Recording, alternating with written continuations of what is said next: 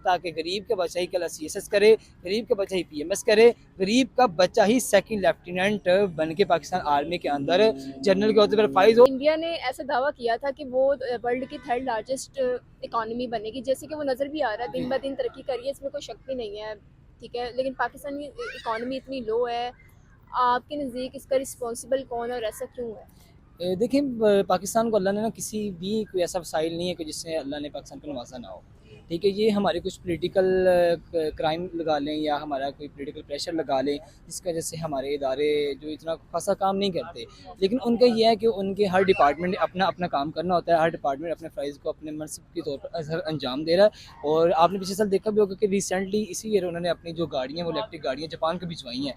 ठीक है, हालांकि हम सुबह पहले उससे पहले पाकिस्तान का था और हमारे ऑटोमोबाइल इंजीनियर इस काबिल भी हैं कि वो जो इलेक्ट्रिक गाड़ियाँ वो तैयार कर भी सकते हैं, लेकिन पॉलिटिकल दबाव की वजह से वो कुछ नहीं कर पाते। और ये इतने हमारे तकरीबन 15,000 से ज़्यादा MPhil जो स्टूडेंट हैं वो अब्रॉड जा रहे हैं।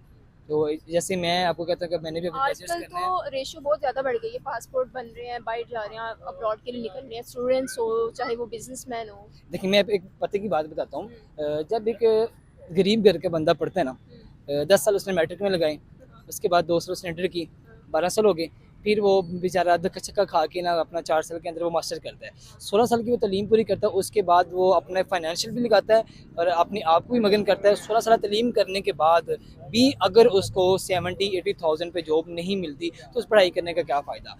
मोस्टली ग्रेजुएट से फॉर एग्जाम्पल मैं ही हूँ, मैं फूड साइंस के कोर्स कर रहा हूँ। अगर उसके मद्दे मुकाबले को मुझे PFA के अंदर या किसी भी मल्टीनेशनल कंपनी के अंदर वाल्स, ओमोर, पेप्सिको, नेस्ले जितनी भी अगर मुझे नहीं अच्छी अपॉर्चुनिटी मिलती, मैं 20-25 पे जॉब नहीं करूँगा।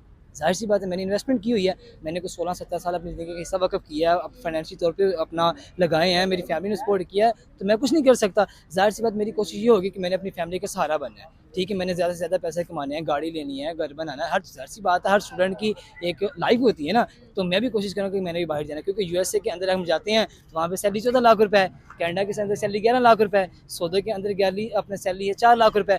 पाकिस्तान के अंदर कोई भी मुझे ऐसी इंडस्ट्री बता दे, कोई ऐसा इदारा बता दे जो इतनी सैलरी हमें पे कर रहा हो, ये सबसे मेन रीज़न है स्टूडेंट की आउट ऑफ कंट्री जाने का। ये समझते हैं ये सब इसकी रिस्पॉन्सिबल हमारी गवर्नमेंट है। ज़ाहिर सी बात है, इसकी रिस्पॉन्सिबिलिटी हमारी गवर्नमेंट भी है, उसके बाद हमारे जो पब्लिक सेक्टर अदारे भी हैं वो भी हैं। चलो गवर्नमेंट तो है ही है, लेकिन जो पब्लिक प्राइवेट सेक्टर अदारे भी हैं ना, वो भी माशाल्लाह बड़े बढ़ चढ़ के इसमें हिस्सा लेते हैं। वो भी नहीं स्टूडेंट को ऑर्गेनाइज़ करवाते कि चलो अगर वो 50,000 सैलरी दे रहे हैं तो हम उनको 70 पे हायर कर दें, हमारी कंपनी को भी फ़ायदा होना है। फॉर एग्जाम्पल नेस्ले ही है, आप ये देखिए मैकडॉनल्ड को कितना बड़ा नुकसान होगा इसराइल और वो अपना उस तनाज़े की वजह से, ठीक है, फ़लस्तीन की वजह से। वो उन्होंने बर्दाश्त किया है, लेकिन उन्होंने हमें पाकिस्तानी ना एज अ मैनेजर लगाना, ना ही किसी अच्छी पोस्ट पे हायर करना, नहीं करना, क्योंकि गैर मुस्लिम है। ज़ाहिर सी बात है, स्टूडेंट क्या सोचे कि ज़ाहिर सी बात है भाई इतना साल लगाए हैं, पैसा लगाया है, डिग्री की है, अगर उसके बाद भी अगर हमने वो फ्रूट बेचनी है तो ज़ाहिर सी बात है उससे पहले हम 4 साल पहले बेच लेते हैं। ऐसा हो रहा है, जिन्होंने कॉमन मास्टर्स सी किए बात हुए हैं, MPhil किए हैं, वो भी मतलब नॉर्मल मैंने देखा उनको फ्रूट्स बेच भी रहे हैं, दुकानों पे भी काम कर रहे हैं एज अ सेल्समैन। आपके सामने कराची की एक मिसाल है कि एक PhD होल्डर बंदा आपके सामने मेरे ख्याल में मूंगफली बेच रहा होता है और उसकी वो बड़ी वीडियो भी वायरल हो रही है, उससे हमारी यूथ को क्या फ़ायदा होगा? कुछ भी नहीं। जो पढ़ रहे अपना हैं बिजनेस। अपना बिजनेस नहीं, अपने बिजनेस के लिए फाइनेंशियल सपोर्ट चाहिए ना, लेकिन बिजनेस भी सरकार के बिना नहीं चल सकता।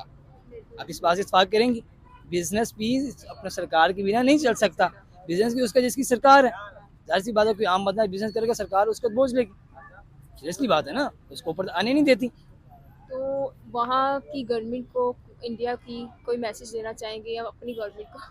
देखिए मेरी बात सुने, वो हमारे एक तो हमसाया मुल्क है, हाँ ठीक है, बरसगीर पाक व हिंद के जो तनाज़ात थे वो अलग साइड पे हैं, लेकिन उन्होंने अपना IT के अंदर, ऑटोमोबाइल इंडस्ट्री के अंदर, एजुकेशन के अंदर और हर लिहाज से उन्होंने हमसे बड़ी तरक्की की है और इतनी शॉर्ट टर्म्स के अंदर तरक्की किया है कि चांद पे भी गए ICC का जो करंट चेयरमैन वो भी इंडिया का है।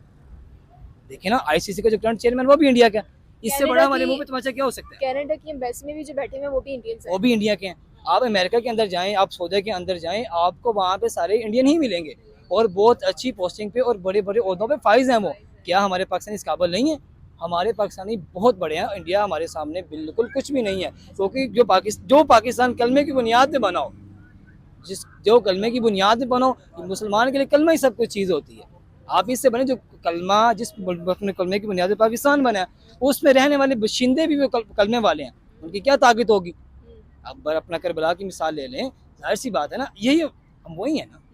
उन्हीं के आगे है ना, उन्हीं के पैरों है ना, ठीक है। लेकिन क्या हमें सपोर्ट नहीं है, हमें सपोर्ट नहीं। अगर गरीब का बंदा बात अपना सारी बातें छोड़े, सिंपल बात मैं आपको करता हूँ, कांस्टेबल की लगा लें आप, ऐसे ही है। कितने लाखों वैकेंसीज पे जनाब लोग अप्लाई करते हैं, बिल्कुल शॉर्ट टर्म के लिए आगे जाते हैं और फिर वहीं पे लिए कुछ ना कुछ ऐसे ऑफिसरान या कोई ऐसे अहदेदारान बैठे होते हैं, वहाँ पे भी गरीब का बंदा मायूस होकर घर वापस आ रहा होता है। आप मुझे बताएं इससे बढ़कर क्या हो सकता है? इससे बढ़ के कुछ भी नहीं हो सकता। तो फिर यही है ना। और क्या चाहिए आप और लोगों को? हमने बाहर नहीं जाना तो फिर पाकिस्तान के अंदर रह के क्या करना है? अगर हम पाकिस्तान के अंदर बिजनेस करते हैं, अगर हम डिस्ट्रिक्ट लाहौर के अंदर करते हैं या मुल्तान के अंदर करते हैं या पेशावर के अंदर करते हैं, यानी कि किसी डिवीज़न लेवल पे भी करते हैं, तो हमें जो गवर्नमेंट के जो 5-7 मेन इदारे हैं ना, वही नहीं हमें छोड़ेंगे। ज़ाहिर सी बात है, FBR वाला आ जाएगा, इनकम टैक्स वाले आ जाएंगे, उसके बाद जनाब वाली वापडा वाले आ जाएंगे। तो ये इंडिया में नहीं है क्या? इंडिया में भी तो टैक्स बढ़ते हैं। लेकिन वहाँ पे प्राइस एडजस्टमेंट का भी बड़ा मामला है। अच्छा। यहाँ पे कीमतें सुबह बंदा सोता है ना तो कीमतें बड़ी मिलती हैं, हाँ। ठीक है। अगर सुबह से तो शाम को कीमत बड़ी मिलती है, जाहिर सी बात है ना। लेकिन हमें सबसे, मैं आपको बात हूँ, जो पाकिस्तान के स्ट्रक्चर का जो बेड़ा गर्क हुआ है ना, वो political crisis, instability in political मामला। मैं इससे बढ़कर नहीं कह सकता। जितने भी हमारे जो पॉलिटिकल पर्सन हैं उनको आपस में स्टेबल होना पड़ेगा, ना कि असम्बली के अंदर बैठ के अपने अपने वो शोर मचाएं, बल्कि पाकिस्तान की मामलात की बात करें, पाकिस्तान के अफेयर्स की बात करें, एक गरीब आवाम की बात करें। आप बेशक अपने अपने हल्के की बात करें, वो भी आप पाकिस्तानी, जाहिर सी बात है, पाकिस्तान पूरा पाकिस्तानियों का है, ठीक है। बेशक अपने हल्के की बात करें, लेकिन पाकिस्तान के अफेयर्स की बात होनी चाहिए, गरीब की बात होनी चाहिए, उनके वसाइल की बात होनी चाहिए, ताकि गरीब का बच्चा ही कल CSS करे, गरीब का बच्चा ही PMS करे, गरीब का बच्चा ही सेकंड लेफ्टिनेंट बन के पाकिस्तान आर्मी के अंदर जनरल के अहदे पर फाइज हो। और ये कंसेप्ट गलत हो कि डॉक्टर का बेटा डॉक्टर और आर्मी का बेटा आर्मी वाला, सिविलियन का बेटा सिविलियन और चीफ जस्टिस के बेटा चीफ जस्टिस बन सकता है। अगर जब तक ये कंसेप्ट पाकिस्तान के अंदर है, हम तरक्की नहीं कर सकते। जब एक आम बंदा उस लेवल पे जाएगा, तब हम समझेंगे कि आप पाकिस्तान इंशाल्लाह आगे बढ़ेगा। Thank you so much.